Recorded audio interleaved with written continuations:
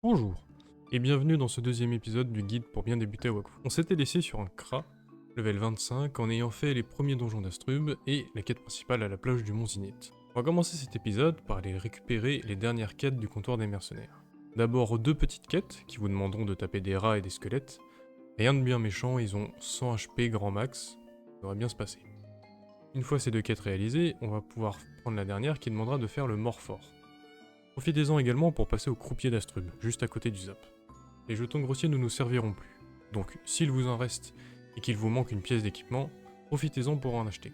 C'était le cas pour moi, je n'avais pas de bottes, donc j'en ai profité pour prendre une paire de bottes royales contre 50 jetons. On va donc en profiter pour retourner voir la guilde des chasseurs pour prendre les quêtes de donjons, semences et ressources, ainsi que la quête de disciple d'Otomai si vous ne l'avez pas déjà. On va donc commencer les donjons par le Morfort. Ici, tous les monstres ont peu de PM et tapent à 3 cases maximum, même le boss. Si vous gardez la distance, ça devrait être très simple. Faites quand même attention, le Morfort buff de temps en temps un de ses alliés. Dans 3 tours, s'il vous touche, il vous mettra KO instantanément.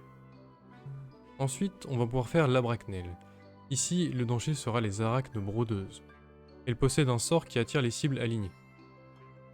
Pour éviter ça, protégez-vous derrière un rocher ou avec une balise. Et de préférence, focussez-les. Ensuite, le boss peut taper à distance et au corps à corps. Et faites attention si vous jouez à plusieurs, elle tape en zone. De plus, elle a pas mal de PV, mais elle a un gros malus de dégâts d'eau et une faiblesse feu. Enfin, le Piu Royal. Dans ce donjon, il sera intéressant de focus les Pioulettes, car elles transformeront les Piu en Gugu, qui à leur tour donneront un buff à tous leurs alliés. Encore une fois, je n'ai pas eu assez de ressources pour la quête chasseur, mais cette fois-ci, il n'y avait quasiment plus de Piu à l'extérieur. Une bonne occasion pour vous dire que si vous le souhaitez, vous pouvez très bien farmer les monstres dans le donjon. C'est-à-dire que vous pouvez très bien entrer dans le donjon, faire la salle 1, sortir du donjon et re-rentrer pour refaire la salle 1. Ça peut être pratique quand vous voulez farm, mais que vous savez que vous n'êtes pas assez fort pour faire le boss. Vous perdrez le bonus du membre de clan à l'extérieur, mais dans le donjon, vous avez 2 challenges au lieu d'un. De quoi compenser. Pour ma part, j'en ai donc profité pour faire le donjon en S2, et c'est passé assez facilement. Une fois le donjon réalisé, on va donc aller rendre les quêtes chasseurs et Otomai. Comme avant, si vous n'avez pas la ressource du boss, petit détour au croupier pour aller la récupérer. Pareil s'il vous reste des jetons après et que vous voulez compléter votre équipement.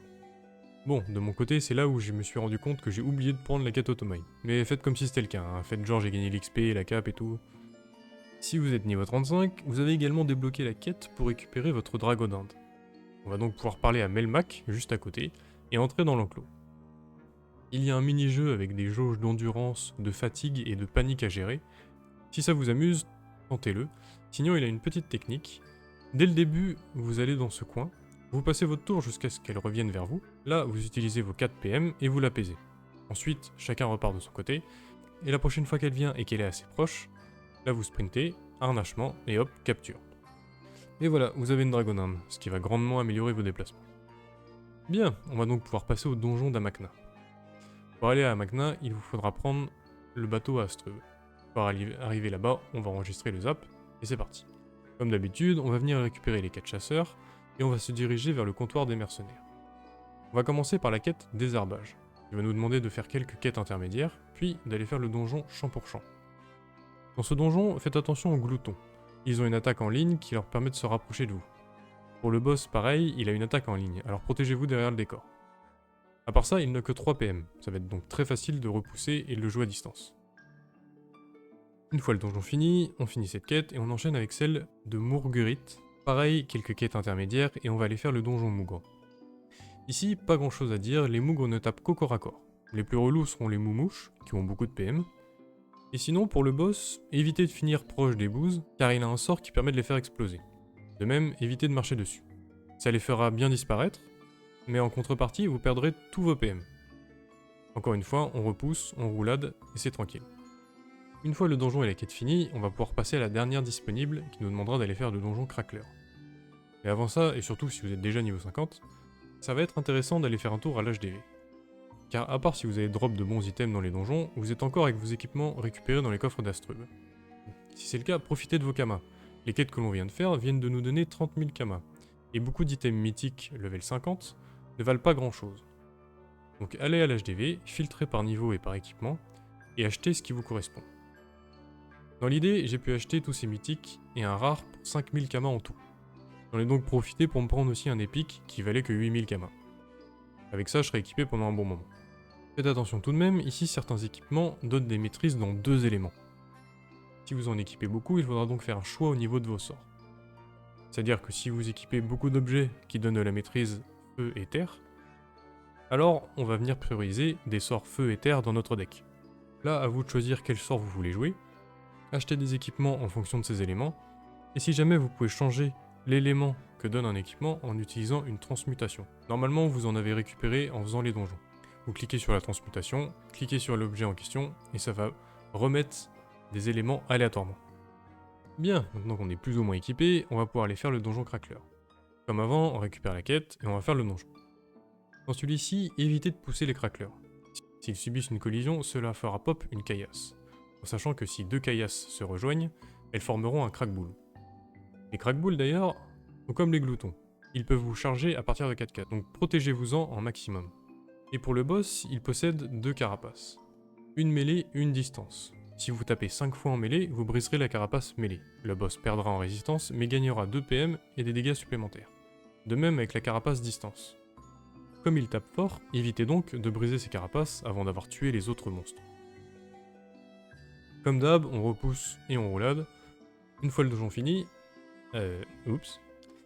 Je disais, une fois le donjon fini, on va pouvoir rendre la quête. Et à partir de maintenant, passer à la quête principale. On passe à la quête principale que maintenant, car en vrai, le passage à Amakna et Bonta n'est pas très intéressant. C'est assez long, on gagne peu d'XP. Pour un niveau 35 pas très bien équipé, c'est assez dur. Néanmoins, avec votre niveau et votre équipement, vous pourrez faire ça assez rapidement. Je ne vais pas rentrer dans le détail des quêtes, ça reste assez simple, et si vous êtes bloqué à certains dialogues, n'hésitez pas à utiliser méthode Wakfu. Vous allez donc enchaîner les quêtes Amakna, Bonta et Brakmar. Sachez juste que pour aller à Bonta ou Brakmar, vous ne pourrez pas prendre le bateau directement depuis Astrub. Prenez plutôt le bateau depuis Amakna, ici les destinations Bonta et Brakmar seront disponibles. Bien. Maintenant on va pouvoir passer aux quêtes côté Sufukia, et là je vais rentrer un peu plus dans le détail, parce qu'il y a quelques précisions à faire. Tout d'abord, pour accéder au temple, il va vous falloir des émotes. Ces émotes, il va vous falloir les récupérer sur l'île de Ri ou à Astrub. Encore une fois, référez-vous aux screenshots qui sont postés sur méthode Wakfu pour pouvoir récupérer les émotes facilement. Cependant, il y a une émote qui va demander un peu plus d'effort, c'est l'émote Rire, qui va vous demander de battre un Bouffetou Céleste et un Dark Wapin. Ces monstres se trouvent normalement à l'île de Ri, cependant ils ont des conditions pour pouvoir apparaître. Pour que le Dark Wapin apparaisse, il faut qu'il y ait moins de 60 plantes sur l'île de Ri. Et pour que le Bouffetou Céleste apparaisse, il faut qu'il y en ait plus de 130.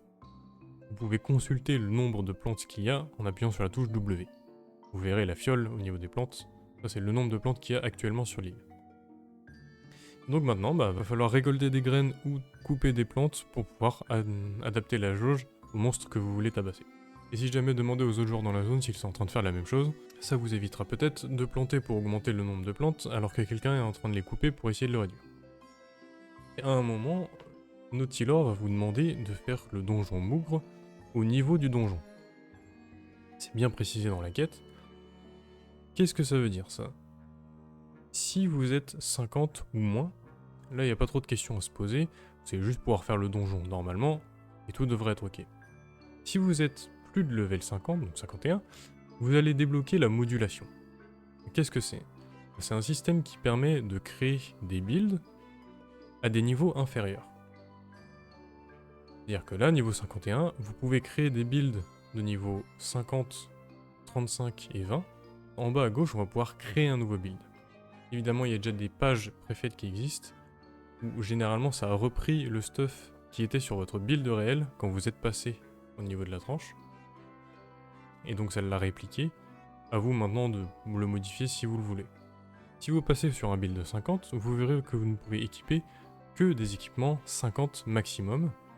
Vos sorts seront niveau 50 et vos points d'aptitude correspondront à celui d'un niveau 50. Vous pouvez choisir vos équipements sorts et aptitudes, ensuite vous double-cliquez sur le build pour l'activer. Et ensuite, quand vous allez arriver devant un donjon 50, vous verrez une nouvelle option qui va apparaître, qui va être le mode compétitif, bien précisé niveau 50 max.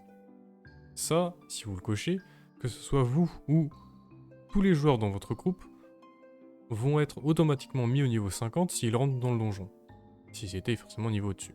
Ça, c'est ce qu'on appelle faire un donjon en modulé. Ça implique pas mal de petits changements avec pas mal de petits bonus, mais je vais pas rentrer dans le détail pour cette vidéo. Mais au moins maintenant, si on vous parle de modulation, vous saurez ce que c'est.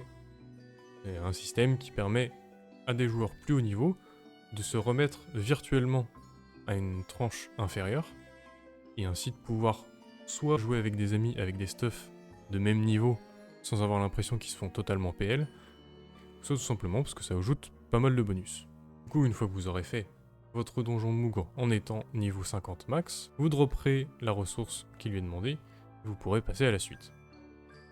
Après ça, il vous restera des combats de quête, une petite énigme, et un donjon de quête. Une fois celui-ci réalisé, vous obtiendrez une nouvelle monture, et également un nouvel artefact. Avec l'ocarina, comme avec la boussole de traverse, vous pourrez récupérer des coffres cachés qui se trouvent sur différentes îles. Ça vous donnera un peu d'XP et un peu de Kama. De plus, dans la quête principale, on va pouvoir passer à la plage sauvage du côté du Mont Zinith. De ce côté, on va pouvoir récupérer quelques quêtes et comptoirs de mercenaires pour les donjons niveau 65, mais ça du coup, ce sera pour un prochain épisode. Si vous avez la moindre question, n'hésitez pas à la poser en commentaire. Sur ce, moi je vous laisse, à toutes.